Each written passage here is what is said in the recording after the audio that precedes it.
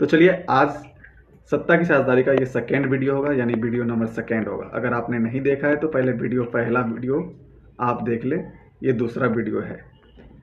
पहले वीडियो का लिंक मैं डिस्क्रिप्शन में दे दिया हूँ, आप जाके पहले समझ लीजिए। ये जो नंबर देख रहे हैं आप, सत्ता की साझेदारी क्या है, उसकी क्या ज़रूरत है, कितने रूप हैं, उसका लाभ क्या है, बेल्जियम श्रीलंका की कहानी, ये सब कुछ हमने बता दिया है। तो इस वीडियो हम क्या करने वाले हैं, ये सारा कुछ हम करने वाले हैं। लेकिन आपको इसमें कुछ बेल्जियम और श्रीलंका की कहानी जल्दी जल्दी अपने नोटबुक में नोट डाउन कर लेना है। तो ये आप नोट डाउन करिए फटाक से। आपको यहाँ से नोट डाउन करना है, यहाँ से जल्दी से फटाक से आप नोट डाउन कर लीजिए। बेल्जियम कहानी आपने कल के नोट्स में जहाँ भी लिखा है बेल्जियम के बारे में, वहाँ पे आपको ये नोट डाउन करना है। जल्दी से स्किप कर दूंगा मैं।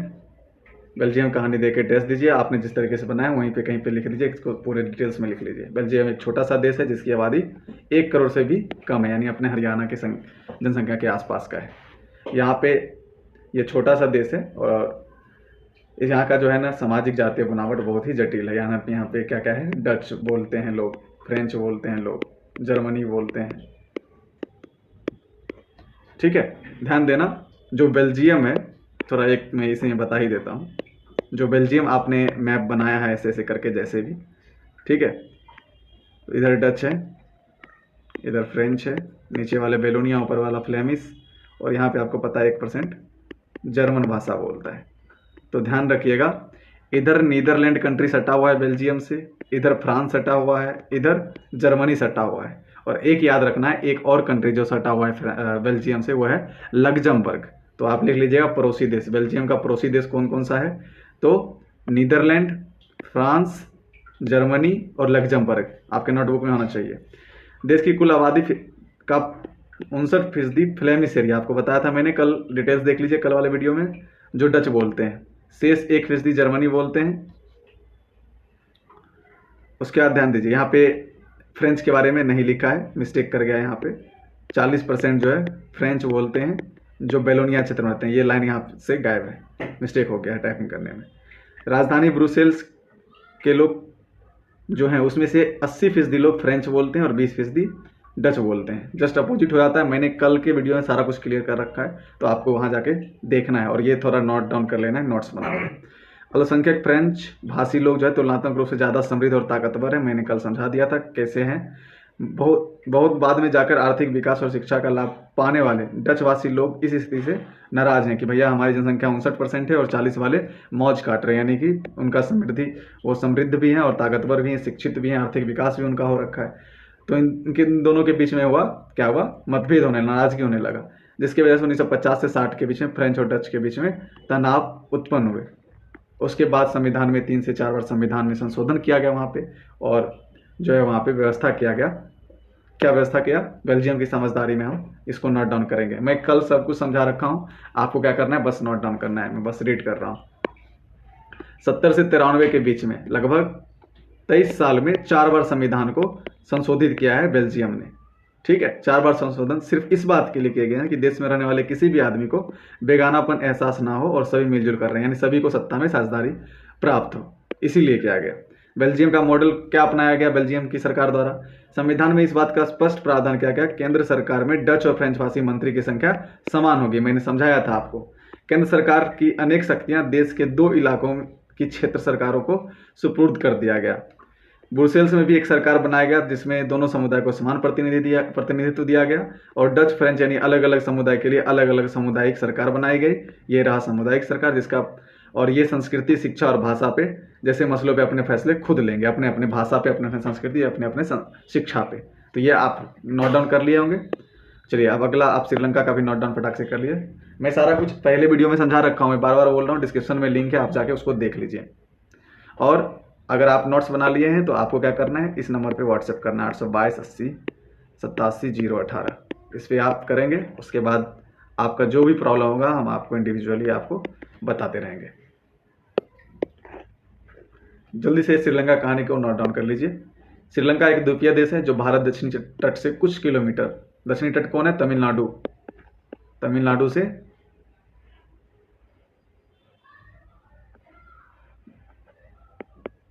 थोड़ा दूरी पे ही है, जिसकी आबादी 2 करोड़ से भी कम है, लगभग बता दिया गया यहाँ पे 2 करोड़ के आसपास है।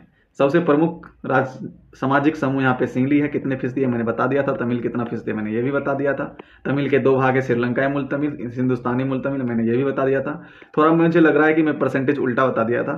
श्रीलंकाई मूल तमिल 13% है और हिंदुस्तानी मूल तमिल जो है 5% है। अगर मैंने कल थोड़ा उल्टा कर दिया तो इसको सीधा कर लेंगे।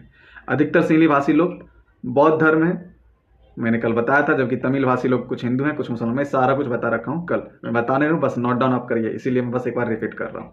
श्रीलंका की आबादी ईसाई लोगों का हिस्सा 7% है, वो सिंहली तमिल और तमिल दोनों भाषा बोलते हैं। श्रीलंका में क्या हुआ, श्रीलंका में बहुसंख्यक, श्रीलंका में भी क्या है, वहाँ पे विविधता है, लेकिन यहाँ पे समान रूप से प्रतिनिधित्व नहीं दिया गया जैसे कि बेल्जियम में दिया गया, तो यहाँ पे कन्फ्लिक्ट हो गया। तो श्रीलंका में बहुसंख्यक बाद देखा गया, यानी बहुसंख्यक लोग जो है वो अपने आप को सुपरमेसी यानी कि सुपर पावर घोषित करने की कोशिश की और जिसकी वजह से वहाँ पे गृह युद्ध हो गया था। लोकतांत्रिक रूप से निर्वाचित सरकार ने सिंहली समुदाय को संप्रभुता कायम करने के लिए अपनी बहुसंख्यक प्रशस्ति के तहत कई कदम उठाए, यानी कि जो सिंहली सरकार बना था उन्होंने बहुत सारे कदम उठाए। 1956 में आपको मैंने बताया था, देख लीजिएगा पिछले वीडियो में, अधिमान्य नीति वगैरह आया था, उसमें क्या क्या किया था।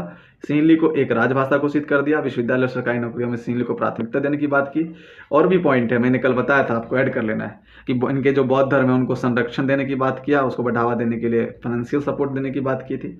और इन सरकारी फैसलों की वजह से श्रीलंकाई मूल तमिल जो थे वो नाराज हो गए और शासन को लेकर उसमें बेगानेपन का महसूस होने लगा कि हमें जो है शासन व्यवस्था से अलग कर दिया गया, क्योंकि सारा चीज़ जो बेनिफिट है वो सिंहली को मिल रहा है। श्रीलंकाई तमिल ने अपनी राजनीतिक पार्टी बनाई और तमिल को राजभाषा बनाने, अब इन लोग का भी डिमांड बढ़ने लगा कि तमिल को राजभाषा बनाओ, क्षेत्रीय स्वतंत्रता मुझे दो और शिक्षा और रोजगार में समान रूप से अवसर दो। किसको? श्रीलंकाई को भी, जैसे कि सिंहली को दे रहे हो। 1980 के दशक में उत्तर पूर्वी श्रीलंका में एक स्वतंत्र तमिल ईलम बनाने की मांग को लेकर अनेक राजनीतिक संगठन बनाए। इसी में एक आपको याद आता है जो आक्रमण करे थे तमिल की तरफ से, श्रीलंका मूल तमिल की तरफ से कोई संगठन बनाया गया था सिंहली पे आक्रमण करने का, उसका नाम था लिट्टे। आप याद करिए, लिट्टे का मैंने फुल फॉर्म बताया था, तमिल लिट्टे का फुल फॉर्म मैंने बताया था liberalisation tiger of Tamil Eelam. देखिए ईलम का मतलब होता है स्वतंत्र राष्ट्र, ठीक है। और इसी के कारण, इन सभी वजहों के कारण जो है यहाँ पे टकराव बढ़ जाता है और गृह युद्ध का रूप लेता है। ये आपका नोट्स कंप्लीट हो गया। चलिए अब हम चलते हैं मेन जो हमारा आज के वीडियो का है उस पे चलते हैं। आज का वीडियो में हमारा है क्वेश्चन देखना है। क्वेश्चन देखिए, पहला क्वेश्चन है कि सत्ता की साझेदारी किस प्रकार की सरकार के लिए आवश्यक है। तो जो लोकतांत्रिक सरकार होगा उसके लिए सत्ता की साझेदारी बहुत जरूरी है, वरना क्या होगा, कन्फ्लिक्ट हो जाएगा वहां पे, ठीक है। तानाशाही है, जो बोलेगा वो सुनना ही पड़ेगा। वहां पे सत्ता की साझेदारी ऑलरेडी नहीं है, राजतंत्र है, वहां भी राजा जो बोल दिया वही कानून होता है, सैन्य तंत्र सैनिक के हाथ में होता है। तो लोकतंत्र लोगों का शासन होता है, तो लोग का जो यहाँ पे सत्ता की साझेदारी होना, लोगों का सत्ता की साझेदारी में भाग होना बहुत जरूरत होता है। श्रीलंकाई में बहुसंख्यक समुदाय कौन से हैं? तो बहुसंख्यक आपको पता है 74% बहुसंख्यक हैं। कौन है? सिंहली है 74%, ठीक है। बेल्जियम कौन से भाषा बोलने वाले लोग अल्पसंख्यक हैं? आपको पता ही है बेल्जियम में कौन है? जर्मनी 1% मात्र बोलते हैं। तो यहाँ पे सब कुछ क्लियर करते जाइए, कौन कौन कितना परसेंट है। मैंने 74% इसको सिंहली बता दिया। तमिल को भी बता देता हूँ मैं 18%, इसमें भी अलग अलग थे 13% और 5%। दिमाग में ये सब चलना चाहिए। ये 7% थे, ठीक है। अब ध्यान दीजिए, डच कितने थे? 59%। इधर फ्रेंच कितने थे? 40%। सबको रिकॉल करते जाइए। भारत में सत्ता का क्षैतिज वितरण किसमें देखा जाता है? मैंने बताया था क्षैतिज वितरण सरकार के विभिन्न अंग के बीच में होता है, जो विधायिका होता है, जो कार्यपालिका होता है, जो न्यायपालिका होता है, इनके बीच में देखा जाता है। तो सरकार के विभिन्न अंग के बीच में, अंग कितने हैं? विधायिका, कार्यपालिका और न्यायपालिका के बीच में होता है। अगर यहीं पे ऊर्ध्वाधर वितरण होता तो आंसर ए हो जाता। यहाँ पे क्षैतिज वितरण है, इसीलिए सरकार के विभिन्न अंग के बीच में जो सत्ता का विभाजन होता है उसे सत्ता का क्षैतिज वितरण कहते हैं। और यहाँ पे ऊर्ध्वाधर वितरण होता तो मतलब सरकार के विभिन्न अंग, जैसे केंद्र सरकार, राज्य सरकार, स्थानीय सरकार। तो यहाँ पे ऑप्शन है आपके पास, तो यहाँ पे ए हो जाता, हालांकि क्वेश्चन के अकॉर्डिंग बी होगा। बेल्जियम में सामुदायिक सरकार का गठन किस आधार पे हुआ? तो वहाँ पे भाषा के आधार पे हुआ था, ठीक है।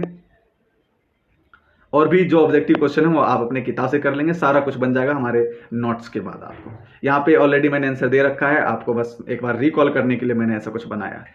सत्ता की साझेदारी लोकतंत्र का क्या है, आधार है। ठीक है। श्रीलंका में डैश समुदाय ने लंबे समय तक संघर्ष किया, तो तमिल ने किया था। किसके साथ किया था, सिंहली के साथ। बेल्जियम में डैश और डैश भाषी समुदाय के बीच तनाव था, तो डच और फ्रेंच भाषी लोग के बीच में तनाव था।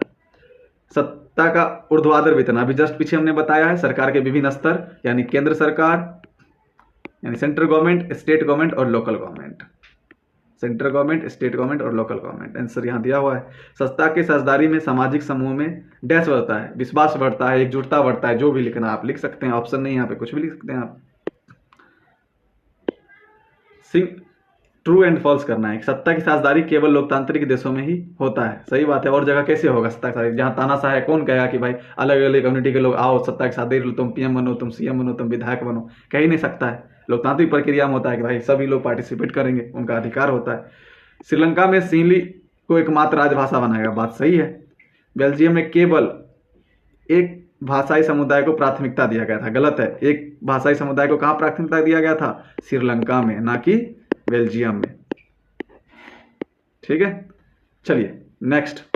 भारत में सत्ता का क्षैतिज वितरण संघीय व्यवस्था पर आधारित है, गलत। संघीय व्यवस्था पे नहीं है, सत्ता का क्षैतिज वितरण जो है, क्षैतिज वितरण संघीय व्यवस्था पे आधारित है, नहीं। ऊर्ध्वाधर वितरण जो है वो है संघीय व्यवस्था पे।